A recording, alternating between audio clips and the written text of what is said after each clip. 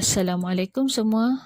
Kita bertemu lagi dalam subjek pendidikan Islam tingkatan 4 bahagian fiqh. Kita akan sambung minggu lepas, tajuk minggu lepas iaitu haji dan umrah. Okey, minggu lepas Ustazah telah terangkan tajuk rukun dan syarat wajib haji. Okey, untuk minggu ni Ustazah akan terangkan perkara wajib haji dan umrah dan amalan sunat wajib haji dan umrah. Okey, jom kita mulakan. Okey, perkara wajib haji dan umrah. Okey, ini adalah perkara yang kita wajib laksanakan. Kalau kita tak laksanakan, haji dan umrah kita ni tak sah. Okey, kita tengok dulu yang pertama. Okey, yang pertama, niat ihram di miqat. Okey, apa itu miqat? Iaitu tempat atau ketentuan. Miqat ni adalah ketentuan. Okey, terdapat dua jenis miqat. Yang pertama, miqat zamani. Yang kedua, miqat makani. Okey, apa itu miqat zamani? Iaitu ketentuan masa bagi seseorang untuk berniat ihram haji bermula dari 1 Syawal hingga masuk waktu subuh pada 10 Zulhijjah. Okey, tu yang dimaksudkan dengan miqat zamani. Zaman. Okey, untuk kamu ingat, lebih senang ingat kalau zaman ni adalah masa. Okey, ketentuan masa. Okey, jadi niat tu perlu dibuat bermula daripada 1 Syawal hingga masuk waktu subuh pada 10 Zulhijjah. Okey, untuk miqat makan ni iaitu ketentuan tempat atau sempadan tempat untuk berniat ihram. Okey, untuk kamu senang ingat, kalau makan ni ada makan, adalah tempat. Okey, kalau kita nak makan, mesti kita nak kena ada tempat kan, mana kita nak makan. Jadi untuk kamu ingat, kalau makan ni adalah tempat. Miqat makan ni adalah ketentuan tempat. Okey, kita tengok 5 tempat untuk miqat bagi penduduk luar Mekah. Okey, yang pertama, Zulhulaifah, iaitu Bi'ir Ali dari arah Madinah, yang datang dari arah Madinah. Okey, dia perlu niatnya di Zulhulaifah. Okey, yang datang dari Iraq, dekat dia berniat ihram di Zat Iraq. Okey, yang datang dari Malaysia, kita dari Malaysia dan Asia Tenggara akan berniat ihram di Qarn Manazil.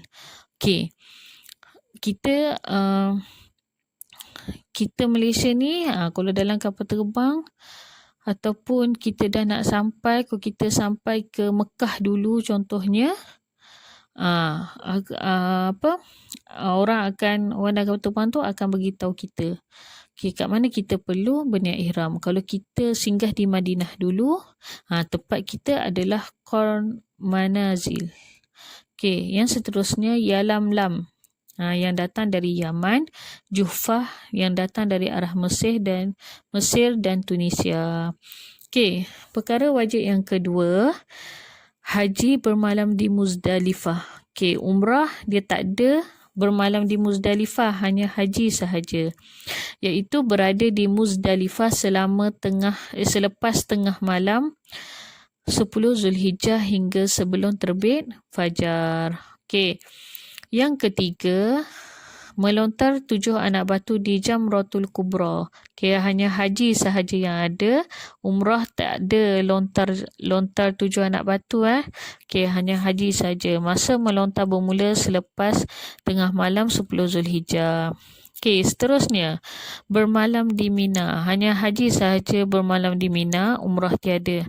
Okey, berada di Mina pada malam-malam hari Tashrik, iaitu 11 hingga 13 Zulhijjah. Yang kelima, melontar 7 anak batu di ketiga-tiga jamrah. Ni pun haji juga, umrah tiada. Okey, apa tiga-tiga jamrah tu, iaitu jamrah sughra, jamrah wusta dan jamrah kubra pada hari Tashrik. Okey, waktu melontar adalah selepas azan subuh sehingga terbenam matahari 13 Zulhijjah. Okey, seterusnya perkara wajib adalah menjauhi larangan ihram. Haji dan umrah ni adalah menjauhi larangan ihram. Okey, yang pertama, kecantikan. Ini yang larang. Okey, yang dilarang. Okey, kamu kena ingat, jangan kamu keliru. Menjauhi larangan ihram. Apa dia tu?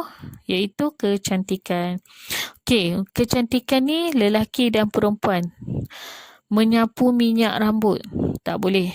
Mencabut bulu atau rambut pun tak boleh. Memotong kuku, tak boleh. Kalau kita dalam ihram. Okey, wangi-wangian. Lelaki dan perempuan pun berwangi-wangian sama ada pakaian badan atau menghidunya pun tak boleh. Okey, kamu kena ingat, tak boleh pakai wangi-wangian. Okey, seterusnya. Yang ketiga, pakaian. Okey, kita tengok. Pakaian bagi lelaki yang dalam ihram, memakai pakaian berjahit atau bercantum, tak boleh. Tu perlu dijauhkan. Memakai pakaian berjahit atau bercantum ni tak boleh. Kalau kamu perasan, kamu tengok siapa-siapa yang nak pergi umrah atau haji, dia punya pakaian putih dia semuanya tak berjahit. Okey. Seterusnya, menutup kepala. Tu perlu dielakkan. Tak boleh tutup kepala. Walaupun panas macam mana pun tak boleh tutup kepala. Okey, bagi perempuan pula, tidak boleh menutup muka. Bagi yang pakai purdah, ketika buat ihram tu perlu membukanya. Okey, seterusnya, lelaki dan perempuan memakai sarung tangan. Tu perlu dielakkan. Maknanya tak bolehlah pakai sarung tangan. Tu perlu menjauh. Okey, jauhi larangan ihram. Memakai sarung tangan tak boleh. Okey, seterusnya, dari segi alam sekitar, memburu binatang buruan, memotong atau merosakkan tumbuhan. Dalam kita ihram, kita tak boleh memburu binatang, tak boleh memotong atau merosakkan tumbuhan. Kenapa kita nak buat benda-benda macam tu? Okey, bila kita berpakaian ihram, itu hanya sekarang ni kita tengah berhubung dengan Allah. Kita perlu melaksanakan apa yang diperintahkan oleh Allah. Kita tak boleh fikir kerja-kerja yang lain. Sebab itulah, siapa-siapa yang nak pergi haji, nak pergi umrah, dia perlu bersihkan diri dia. Maksudnya, bersih daripada kerja-kerja, daripada fikir-fikir yang berfikiran benda-benda yang tak diperlukan. Okey, seterusnya, hubungan seksual. Okey, lelaki dan perempuan tak boleh berkahwin ketika dalam ihram, mengahwinkan atau wakil untuk menerima nikah, melakukan persetubuhan merangsang syahwat, persetubuhan suami isteri. Ni sangatlah dilarang. Okey, semua ni kamu boleh lakukan apabila kamu sudah habis buat rukun haji atau umrah. Okey, maksudnya kamu dah bergunting. Okey, yang minggu lepas Ustazah dah terangkan, bergunting. Bila kamu settle je bergunting, mana kamu dah habis dalam ihram kamu, barulah kamu boleh buat apa yang dilarang. Okey. Okey, seterusnya. Amalan sunat haji dan umrah. Okey, yang pertama, mandi sunat ihram. Dilakukan sebelum memakai pakaian ihram. Apa niat mandi sunat ihram? Nawaitu ghusla sunnatil ihrami lillahi ta'ala. Sahaja aku mandi sunat ihram kerana Allah Ta'ala. Okey, yang kedua, solat sunat ihram. Okey, selepas kamu dah pakai pakaian ihram, okey, kamu disunatkan untuk solat sunat ihram. Okey, apa niatnya? Usalli sunnatal ihram raka'ataini lillahi ta'ala. Sahaja aku solat sunat ihram 2 rakaat kerana Allah Ta'ala. Okey, ditunaikan sebanyak 2 rakaat je lah. Okey, talbiyah. Apa itu talbiyah? Okey, semua tahu tak apa itu talbiyah? Kamu biasa dengar tak perkataan talbiyah? Tak biasa. Okey, talbiyah ni adalah, okey, lafaz ni memang biasa kamu dengar. Cuma kamu jarang dengar perkataan talbiyah. Okey, lafaz talbiyah.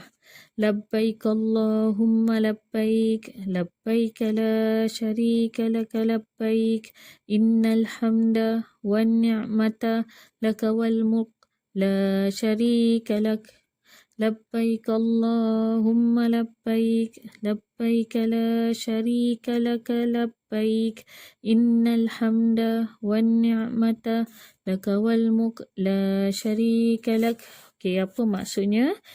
Hamba-Mu datang menyahut panggilan-Mu, ya Allah. Hamba-Mu datang menyahut panggilan-Mu. Hamba-Mu datang menyahut panggilan-Mu. Tiada sekutu bagi-Mu. Hamba-Mu datang menyahut panggilan-Mu.